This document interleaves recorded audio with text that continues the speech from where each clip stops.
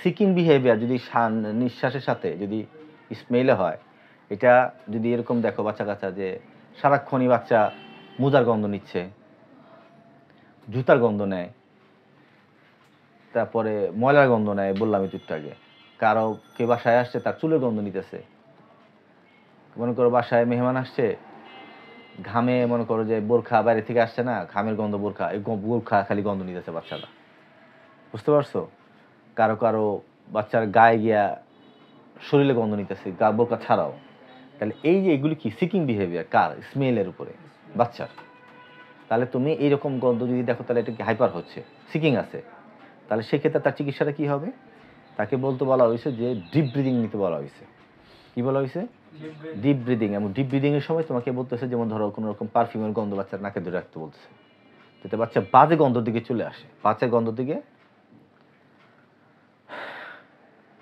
বাচ্চার গন্ধের প্রতি আগ্রহ না হয়, বুঝতে পারছি?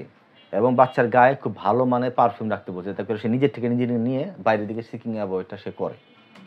এবং বলা হয়েছে যে তোমার বাচ্চা যখনই এই গন্ধর দিকে যাবে তখন বাচ্চাকে অন্যমনস্ক খেলে তালি দিয়ে বাচ্চা মাইন্ড ডাইভার্ট করে অন্যদিকে তোমার খেলার দিকে বা অন্য কোনো দিকে নাম তো তৈরি করতে বলা হয়েছে। হ্যাঁ, মনে করো সাপোজ খুব জোরে তালি দিলে এই বাচ্চা ডিস্ট্রাকশন হয়ে গেল, গন্ধ শুকতে যখন ডিস্ট্রাকশন হয়ে গেল, তারপর এই যে দেখো দেখো এরকম করে হাত ঘুরাইতে হবে, প্রথমে স্লো, তারপর দ্রুত। তোমার বাচ্চা যখন তাকাবে আর যখন এইরকম মাইন্ড ঘুরে যাবে তখন এই গন্ধর যে ভাবটা ছিল সেটা কমে যাবে। এইভাবে করতে বলা হয়েছে। আচ্ছা, আর একটা হলো যে আমাদের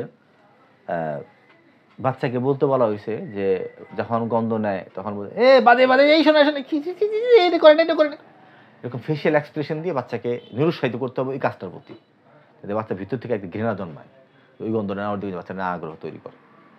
বুঝতে পারছি? এটা চেষ্টা করতে হচ্ছে, চেষ্টা করে বাচ্চাকে বারবার বললে বাচ্চা আস্তে আস্তে এই এই এই সিকিং, এই বাজে একটা অ্যাটিটিউড থেকে সরে আসবে।